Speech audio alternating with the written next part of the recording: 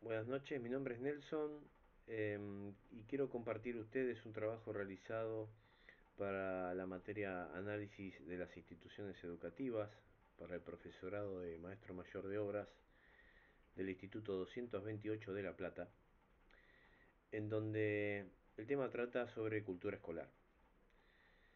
Y en este sentido, dentro de los fundamentos, por medio de los sociólogos Bourdieu y Passerón, dan cuenta sobre a principios de 1960, la institución educativa, la escuela, como la conocemos, empezó a ser problematizada, observada, en lo que refiere a su vinculación con la sociedad. Y esto da cuenta a raíz de que se pensaba que la institución educativa, eh, su rol era mantener el status quo a raíz de de las acciones imperativas políticas impuestas, como así también las prácticas docentes, las normas pedagógicas, eh, y todos en ese mismo hilo conductor.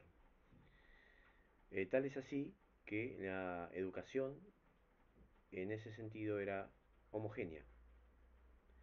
Décadas después empezó a ocurrir una transformación en la sociedad, en donde se empezó a matizar esta situación y empezó a haber una heterogeneidad institucional. ¿Esto qué quiere decir? Quiere decir que la institución educativa, la escuela, empezó a ser, inclusiva. Se empezaba a notar una aceptación y un respeto a la diversidad, a la articulación, no solamente en lo que refiere dentro de la institución, sino también fuera de ella, y empezó a tener una mirada de la escuela hacia la sociedad, donde antes no lo era.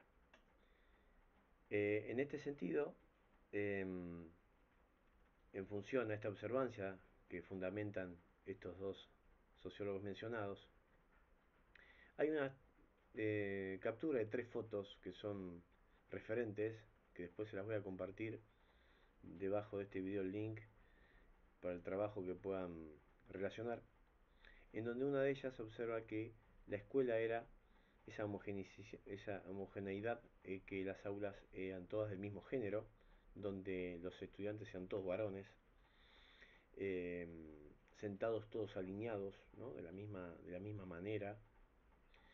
Eh, Posteriormente hay otra imagen en donde ya se empieza a observar esa heterogeneidad áulica, ¿no? Donde los estudiantes ya hay de ambos géneros, donde tanto las y los estudiantes se sientan juntos, comparten, ¿no? el espacio, las prácticas eh, de aprendizaje de ellos mismos, ¿no? Donde transitan su trayectoria escolar.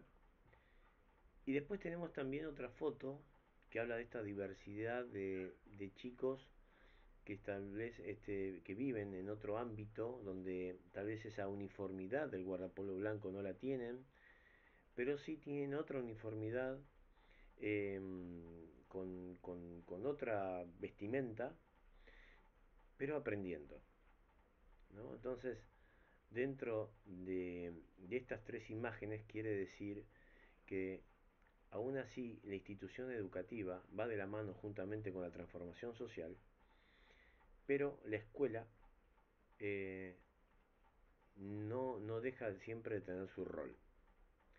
Pero en este sentido, y a medida que van habiendo estas transformaciones sociales, esta cultura escolar, va habiendo esas transformaciones de apertura a raíz de lo mencionado. Sin embargo, Néstor Canclini habla en este sentido, desde su punto de vista de lo que es la cultura escolar, de una hibridación. Esto quiere decir que existe una transformación desde lo homogéneo a lo heterogéneo, y esto tiene que ver también con la cultura.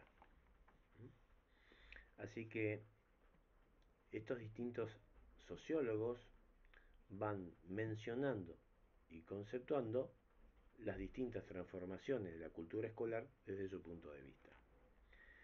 Tenemos a Bourdieu, que se suma y dice que estos sujetos, a raíz de estas transformaciones dentro de la cultura educativa, se van apropiando de, digamos, los sujetos que son los estudiantes, se van apropiando de esta transformación institucional y a la vez apropiar significa que van resignificando ese aprendizaje y a la vez lo van transmitiendo a esa cultura. Entonces ahí hay verdaderamente un aprendizaje significativo y una conexión o una, digamos, un hilo conductor entre la institución y la comunidad. Por otro lado, Dominique Julia habla de modos de reproducción y conocimientos, sujetos a escolarizar y cuerpos disciplinados, en donde ella habla sobre saberes a enseñar y conductas, pero siempre con una intención política, una intención religiosa, eh, por ciertas finalidades más que, mejor dicho, intencionadas, más que de un aprendizaje significativo, más de una apertura, de una heterogeneidad. Por otro lado, Escolano habla de dos dimensiones dentro de la cultura escolar. La dimensión de lo que es el tiempo, que es aquel que él analiza y define que el motivo por el cual dentro de esos espacios institucionales existe el recreo, por qué el recreo dura esos minutos, por qué tiene que estarlo, por qué debe existir el receso invernal, por qué en invierno y por qué tiene que haber un receso.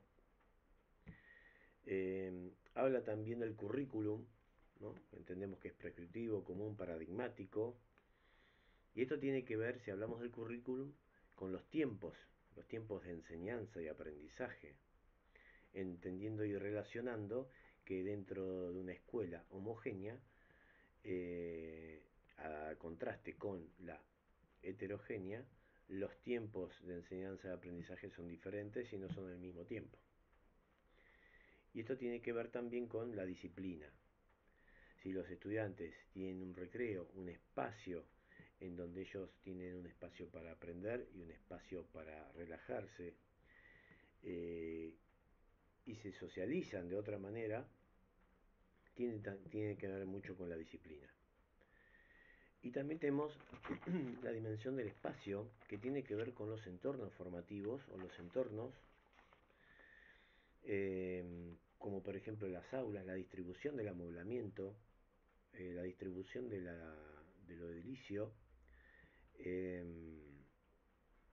cómo en los distintos entornos formativos ellos se dispersan, cómo estudian, cómo se comunican, cuando forman en el patio, cómo forman, cómo formaban, ¿no? Y también tiene que ver el material didáctico dentro de esa dimensión de espacio, entendiéndose según este pedagogo escolano, que tiene que ver también la utilización de los recursos de los útiles. ¿Por qué la lapicera era roja? ¿Por qué era verde? ¿Por qué teníamos que usar azul? Y esto tiene que ver con la cronobiología y la cronocultura.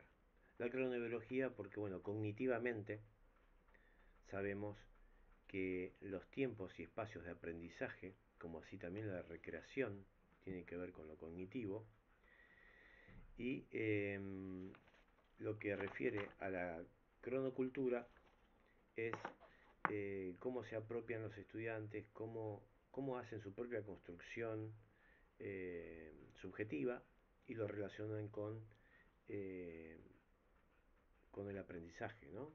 Con lo que refiere a la escuela. Y por último, tenemos tres autoras, Abregu, Wirtz y Greenberg, donde les interesa problematizar y hacer repensar lo pedagógico en la construcción y en las prácticas de enseñanza. Las prácticas de enseñanza de los docentes, sean eh, no solamente construir o reconstruir, que se retroalimenten, que sean inclusivas, que la educación como derecho social, eh, que seamos nosotros protagonistas de incluirlos, de pensar, de ver las prácticas también de enseñanza de nuestros estudiantes, perdón, las prácticas de enseñanza de nosotros como docentes y las prácticas de aprendizaje de nuestros estudiantes. Y esto nos conlleva a esta resignificación, a una mejora y una transformación como retroalimentada, no solamente en la educación, sino también en la sociedad.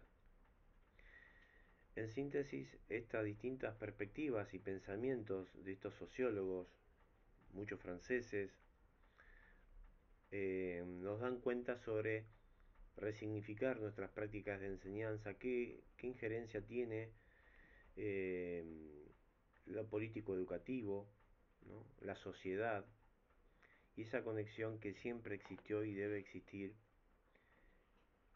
con la sociedad. Eh, no, yo le voy a pasar por aquí debajo de este video el link del trabajo más desarrollado y bueno, escucho y leo sus comentarios. Un saludo.